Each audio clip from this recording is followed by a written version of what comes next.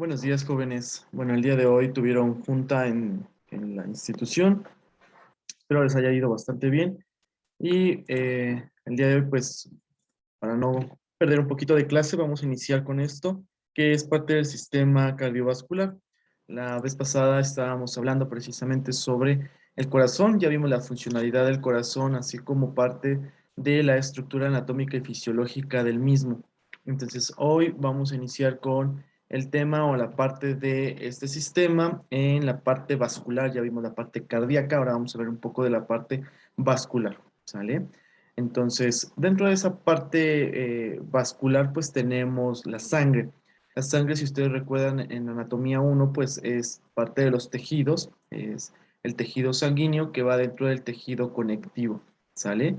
Entonces, ¿qué va a hacer la sangre? Bueno, la sangre es prácticamente un fluido, es un tejido líquido que va a estar constituyendo pues el medio interno del organismo y nos va a servir para muchas cosas, nos va a servir para transportar precisamente sobre todo el dióxido de carbono y el oxígeno, los nutrimentos y también van a estar transportando pues algunas sustancias que se deben de ser eliminadas por vía renal, ¿sale? En esto, bueno, la sangre va a estar circulada pues por los vasos sanguíneos. De hecho, ahorita lo vamos a ver en un ratito más, que cómo se van a subdividir o dividir precisamente esos vasos sanguíneos, de los vasos sanguíneos al corazón y del corazón a los vasos sanguíneos. Se va a estar renovando constantemente y bueno, el flujo sanguíneo que va a estar llevando es lo que conocemos cuando nosotros tomamos el signo de la tensión arterial. Su aspecto pues va a ser un líquido viscoso. Yo creo que todo el mundo hemos visto cuando sale la sangre y cuando se ha cortado. No es un líquido simple como si fuera agua, sino es un líquido viscoso. ¿Por qué? Porque va a estar denso, va a estar pegajoso y va a estar con agua. ¿Por qué? Porque esto no solamente lleva líquido, sino también células sí, células corpusculares como son, y lo que vemos aquí en pantalla, de eritrocitos, leucocitos y trombocitos, lo que le van a dar a ese aspecto tanto rojizo como pegajoso.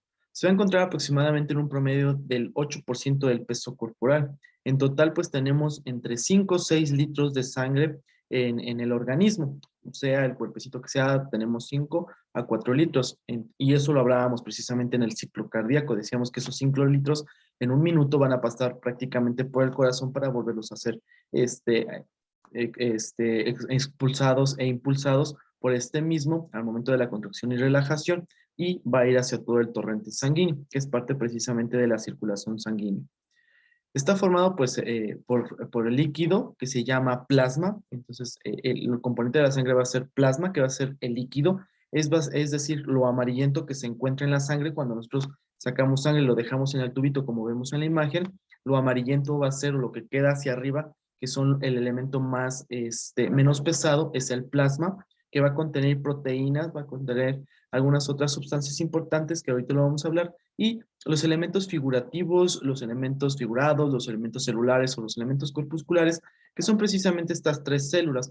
Los eritrocitos, que son los glóbulos rojos, los leucocitos, que son los glóbulos blancos, y los trombocitos, que son las plaquetas.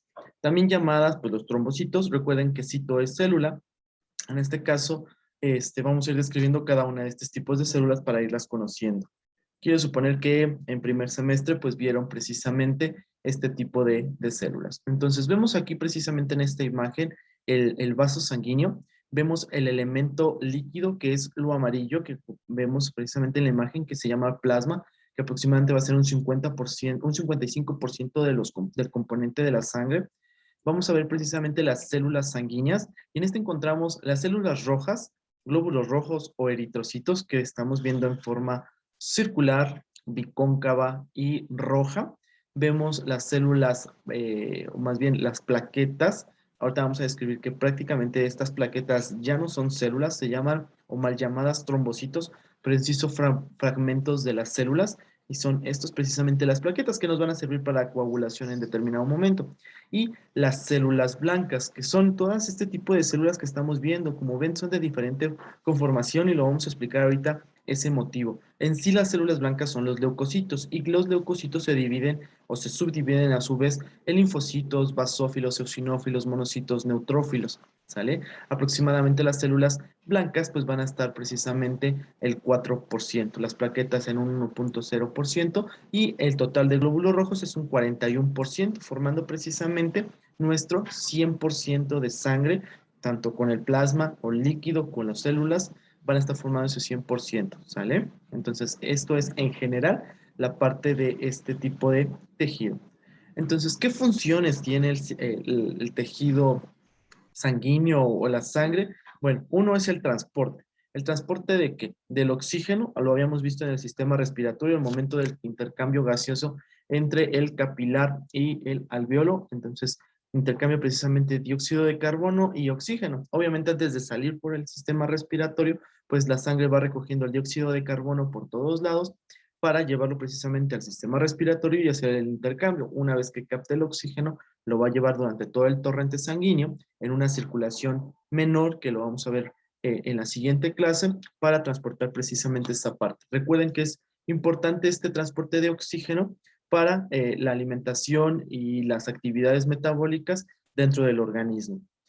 Y también pues lleva nutrientes. Los nutrientes son absorbidos precisamente en el sistema digestivo, de ahí los toman en torrente sanguíneo. También hay un intercambio capilar precisamente entre el sistema cardiovascular o el sistema circulatorio con el intestino y perdón, sí, todo el intestino para la absorción precisamente de los nutrientes y el transporte de las hormonas. Las hormonas, recuerden que las encontrábamos en las glándulas endocrinas.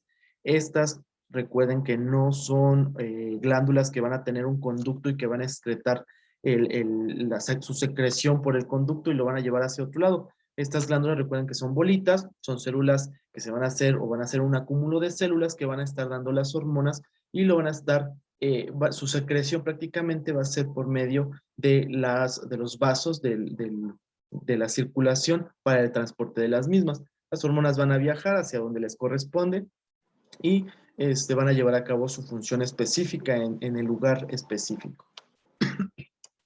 La siguiente función pues es la regulación del, del cuerpo. Aquí pues va a beneficiar a mantener la homeostasis de los líquidos corporales.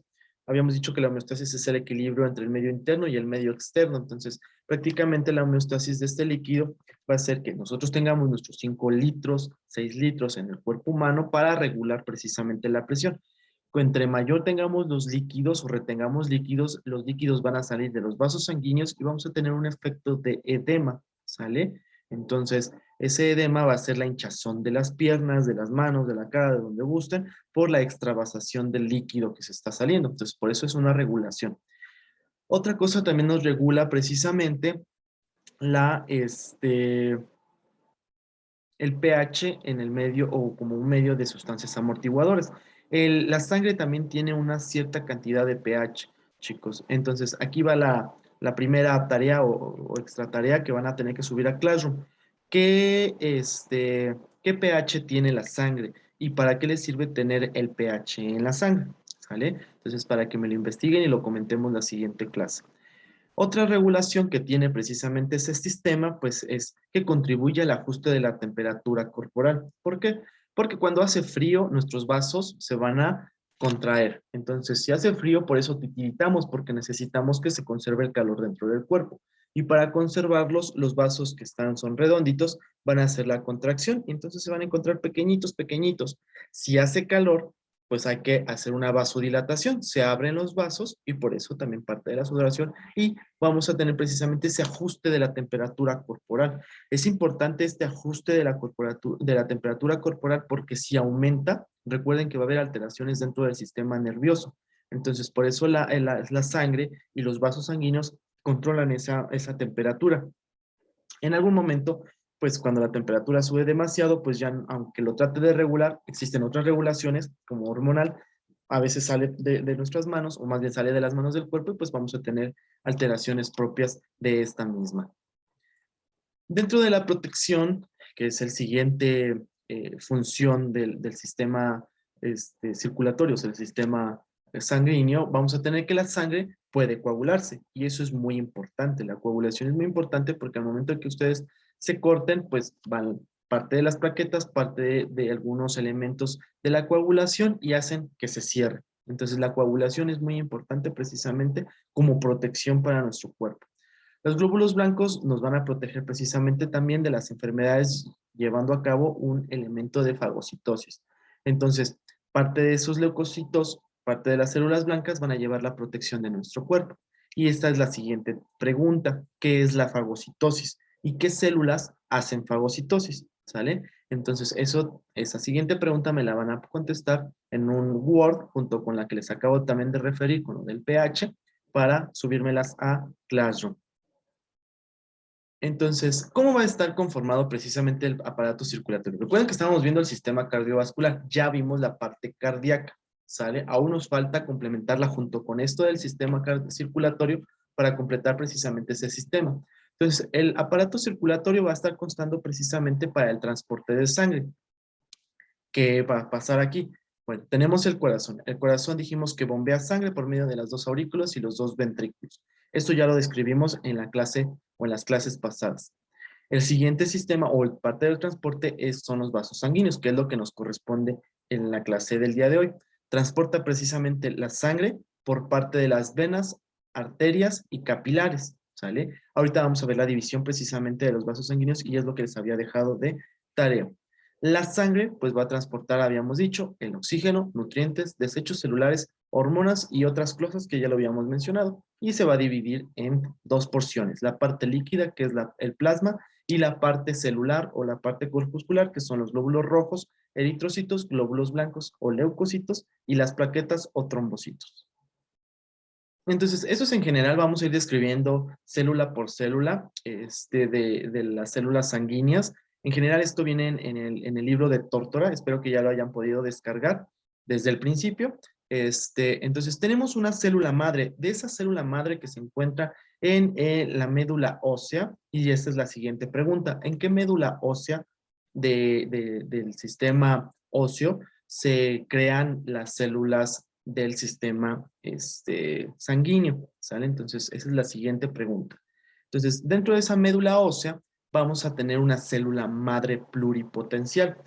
Célula madre porque es la inicial, la que va a dar la división en cascada de estas tres tipos de células que estábamos hablando. Pluripotencial porque tiene la capacidad de poder diferenciarse en estas tres tipos de célula. Puede ser la célula madre eritrocito, puede ser la célula madre leucocito o puede ser la célula madre plaqueta. ¿Sale? Entonces, por eso es una célula madre pluripotencial. Tiene esa capacidad dentro de su núcleo en convertirse en cualquiera de estos tres tipos de célula.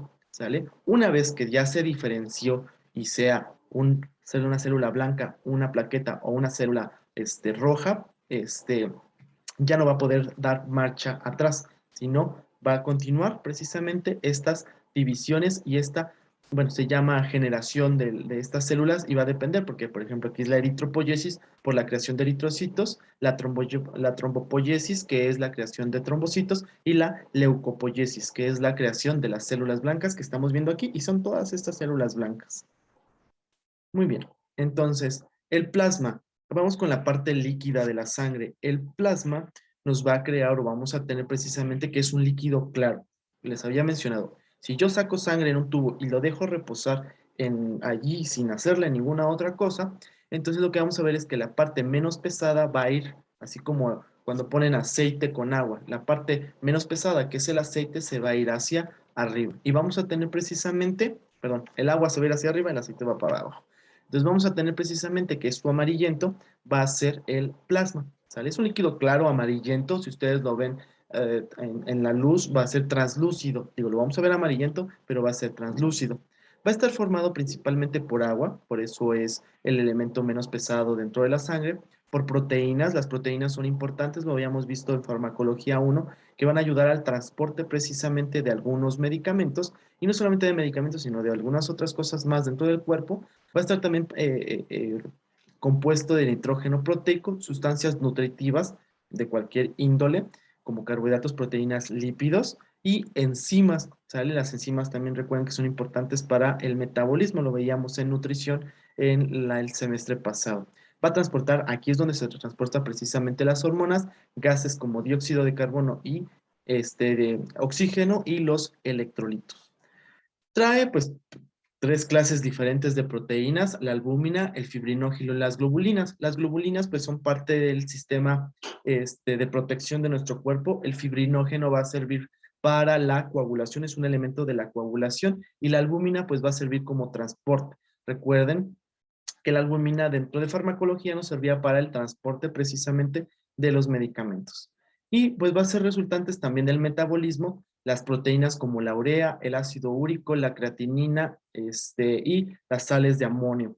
Estos elementos son importantes porque cuando ustedes piden o cuando ustedes se hacen una química sanguínea, de aquí precisamente se toma esa química sanguínea para medir la urea, el ácido úrico, la creatinina y las sales de amonio. Entonces, para eso nos va a servir parte del plasma.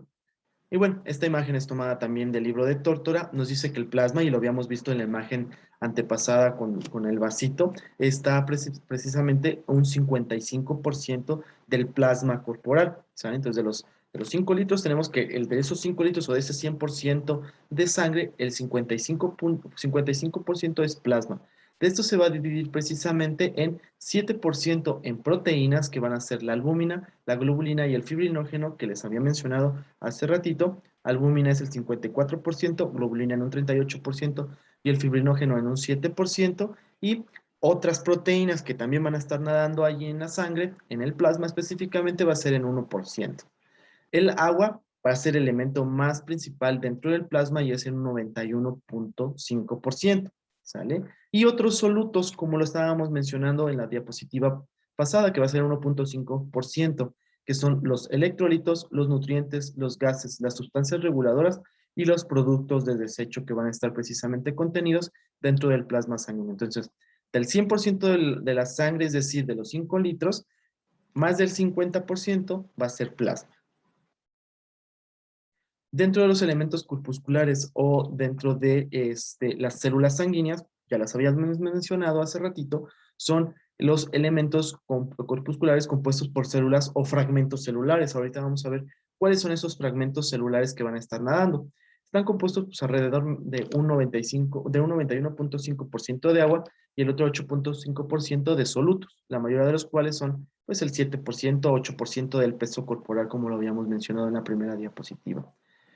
Y dentro de estos pues van a actuar precisamente como solventes el elemento del líquido. Entonces aquí vemos precisamente el vaso, que es esta región, vemos las células del vaso que van a ser precisamente parte del endotelio que contienen los vasos. El endotelio es muy importante, y las células blancas, que son, aquí lo muestran precisamente como blancas, que son los leucocitos, eritrocitos y los cachitos amarillos, que son plaquetas. Entonces, esta imagen también viene dentro del libro de Tórtora. Nos menciona que los elementos corpusculares son el 45%. Entonces, 55% del plasma y 45% de elementos corpusculares nos forman el 100%, es decir, sus 6 litros aproximadamente de sangre. Y vamos a tener que bueno, tenemos las plaquetas, que aproximadamente son 150,000 a 400,000 plaquetas. Si nosotros tomáramos una biometría hemática, es lo que tendríamos dentro de la biometría. Más o menos de glóbulos blancos tenemos entre 5,000 y 10,000 glóbulos blancos en general, porque estos se dividen en neutrófilos, que es un 60 a un 70%, linfocitos del 20 al 25%, monocitos del 3 al 8%, eosinófilos del 2 al 4% y basófilos del 0.5 al 1%. Y los terceros elementos, que es la mayor parte, son los glóbulos rojos, que es 4.8 a 5.4 millones de glóbulos rojos que vamos nosotros a tener. ¿Vale? Entonces es aproximadamente lo que vamos a estar teniendo dentro de nuestra sangre. Y bueno, tenemos las primeras células, que son los eritrocitos. Estos eritrocitos pues son células de color, bueno, el libro los menciona que amarillentos. En sí son más que amarillentos, son rojizos con una forma de un disco bicóncavo, ¿sale?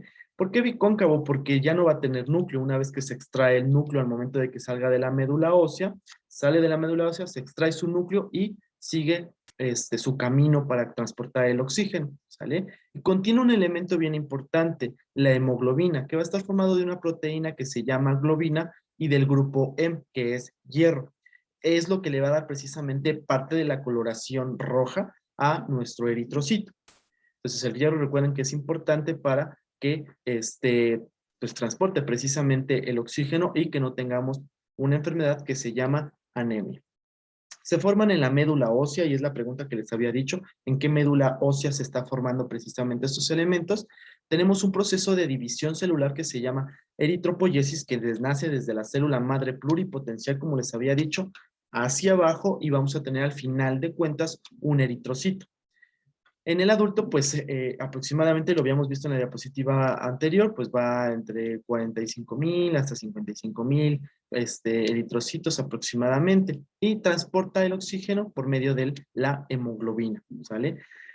Siguiente pregunta que me van a contestar: ¿cuántas moléculas de oxígeno transporta un eritrocito? ¿Sale? Entonces, esa es la siguiente pregunta. Y la que sigue pregunta es: ¿cuánto dura o cuánto tiene de vida un eritrocito en la sangre? Entonces, ¿cuánto vive este eritrocito que estamos viendo aquí en la diapositiva? ¿Cuánto vive en la sangre? ¿Cuánto tiempo dura su recorrido en la sangre una vez que sale de la médula ósea? ¿Sale? Entonces, esa es la otra pregunta. Entonces, este es el eritrocito, aproximadamente mide 8 micrómetros, es muy pequeñito, solamente lo podemos observar nosotros en el microscopio. Es un disco bicóncavo, como ven es como un salvavidas, solamente que el salvavidas pues es como una dona, tiene un orificio. En este caso, esta parte que vemos aquí bicóncava no es un orificio, pero es una parte plana, ¿sale? Una vez que sale de la médula ósea, se le extrae el núcleo y esta era la parte donde estaba el núcleo. Entonces, como se extrae del núcleo, ya no se va a poder dividir, ya no va a poder realizar la división celular, ¿sale? Ya no hace mitosis. Entonces, por eso se llega a morir en determinado tiempo. Por eso la pregunta es: ¿cuánto dura un eritrocito en la sangre? ¿Sale? Entonces, lo demás, que es parte de la donita, que es lo que vemos aquí, que es más gruesecito, es donde se encuentran todos los otros organelos importantes, como mitocondrias, el aparato de Golgi, ¿sale? ¿Por qué? Porque son necesarios, porque todavía hacen metabolismo, ¿sale? Estas células requieren también nutrición para continuar con su metabolismo. Entonces, lo único que no tiene es núcleo. Y en esta otra imagen vemos la molécula de la hemoglobina, que está formada, como les había mencionado, por un grupo Heme, que es hierro, y la globina, que es una proteína. No nos vamos a meter tanto en esto porque, pues, como ven, son cadenas aquí importantes para poder crear la creación de la hemoglobina, pero pues nos sirve precisamente esa hemoglobina para agarrar el oxígeno o en determinado momento el dióxido de carbono para transportarlo donde se debe, sacarlo o meterlo y llevarlo a las células que lo requieren. Entonces, para eso nos sirve este eritrocito. Muy bien. Y aproximadamente, pues aquí tenemos lo que es la eritropoyesis. Primero, pues tenemos el hemocitoblasto, posteriormente se convierte en preeritroblasto, posteriormente en eritroblasto basófilo, eritroblasto policromatófilo. Como estamos viendo, todos tienen precisamente el núcleo. Posteriormente vemos el eritroblasto osteocromatófilo, normoblasto, reticulocito y eritrocito. ¿Sale? Voy a regresarle a una diapositiva anterior. Me gusta un poquito más la imagen que se contiene en el libro del Tórtora, donde vemos precisamente que tenemos la célula madre pluripotencial, el proeritroblasto, antes de que se convierta en reticuloblasto, después se convierte en reticulocito, y posteriormente vamos a tener precisamente el eritrocito. Una vez que sale de esto, ya no tiene el núcleo, ¿sale? Entonces, vamos a quedarnos hasta ahí, chicos. Espero quede comprendida hasta el momento esta parte. Les dejé varias preguntas. Quiero que me las estén contestando y que me las suban a Classroom. Voy a crear una carpeta para precisamente esa parte y las contestaremos. Van a ser con lo que vamos a iniciar la siguiente clase. Entonces, si hay alguna duda, alguna pregunta, pues háganmela saber en primera. En segunda, recuerden estudiar para su examen. El examen es oral, va a venir hasta este tipo de células sanguíneas para que lo estén estudiando, ¿sale? Entonces, si hay alguna duda o pregunta, pues estamos en Classroom, con mucho gusto se las puedo, en Classroom o en WhatsApp, se las puedo contestar.